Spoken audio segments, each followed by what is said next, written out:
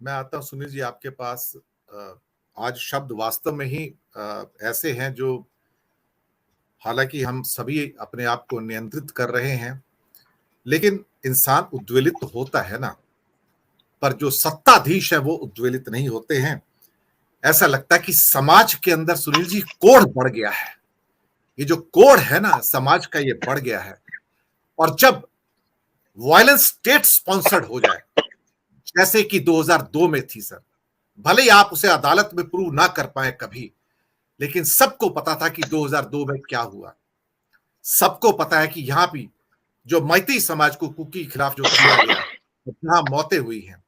और एक शब्द और जोड़ना चाहूंगा मैं सर, सरकार के आंकड़े हैं, मेरे नहीं हैं। और सारी संस्थाएं कहती हैं सर, इतने मंदिर तो पाकिस्तान में 75 सालों में नहीं जलाए गए जितने चर्च हमने 2 महीने में चला दिए सर, 250 से ऊपर। हम कौन से सेकुलर कंट्री, आप बताइए कौन सा ऐसा देश है जहां पर इतने धर्म स्थल 2 महीने में जला दिए जाएं सर। तभी मैं कहता हूं ये समाज का कोड है, ये दक्षिण पंथ का भी कोड है। इससे ज्यादा मैं क्या कहूं। It's a state sponsored thing sir, जहां पे आपकी आर्मरी लुटती नहीं है, हथियार लोग उठा के ले जाते हैं और कोई कुछ बोलता नहीं है। इसे लॉ एंड ऑर्डर की सिचुएशन नहीं कहा जाता सर, इसे गृह युद्ध कहा जाता है, जहां दो पूरी की पूरी कम्युनिटीज अलग हैं, एक इधर एक नदी के उस पार। सुनील जी। धन्यवाद दिनेश जी। निश्चित रूप से यह कानून व्यवस्था की समस्या नहीं है और यह एक दिन की समस्या नहीं है। बहुत ही विभत्स, लोमहर्षक, घृणास्पद, लज्जाजनक ये घटना हुई है जो सबके सामने है। दुनिया के किसी कोने में आप अपनी आंख से अपनी आंख नहीं मिला सकते इस घटना के बाद। हम विश्व गुरु होने का दावा कर रहे हैं, हम ये कह रहे हैं कि हम विश्व गुरु होने की तरफ बढ़ रहे हैं या बन चुके हैं। हम कहीं नहीं खड़े, सभ्यता के किसी निचली पायदान पर भी हम नहीं खड़े।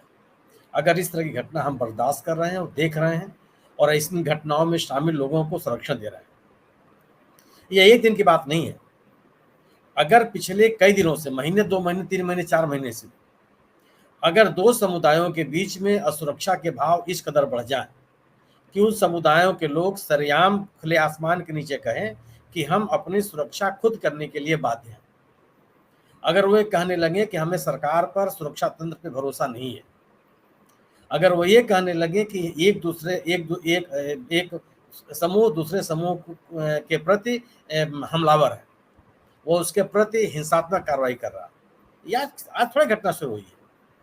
अगर वहाँ के लोगों को, वहाँ की सुरक्षा एजेंसीज में भरोसा न रह जाए, अगर सुरक्षा कर्मियों की गाड़ियों को भीड़ रोक करके उनकी जांच पड़ताल शुरू कर दे और बावजूद इसका सरकार कुछ न करे, तो ऐसी सरकार को आप सरकार नहीं कर सकते, ऐसी सरकार को आप गवर्नेंस नहीं कर सकते। ये कैसे, ये कोई स्वीकार नहीं कर सकता कि इस तरह घटनाएं हो रही हों और ये पूरे राज्य में इस तरह का माहौल बना हुआ हो और आपको पता नहीं चलेगा। अगर जब आप नागरिकों को मतदाता में बदलने का प्रयास करने लगते हैं तो यही स्थिति बनती है।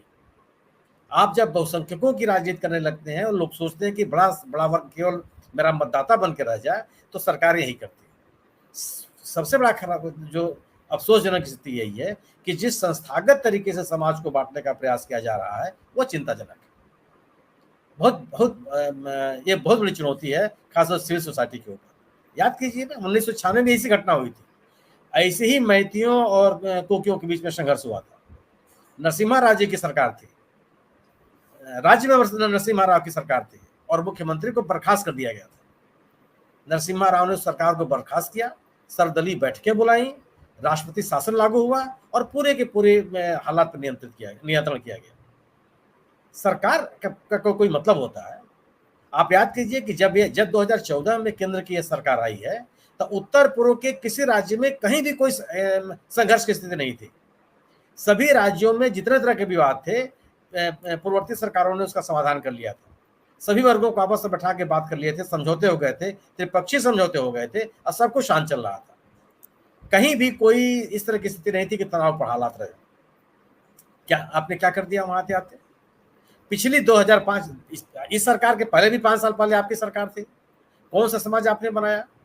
अगर समाज में सरकारों को लेकर के इस तरह से सुरक्षा का भाव पैदा हो जाए और वे कहने लगे कि सरकार एक दूसरे कम्युनिटी का संरक्षण दे रही है, तो कौन सा गवर्नेंस दे रहे हैं? ये गवर्नेंस तो नहीं है, ये सरकार तो नहीं है। और केवल और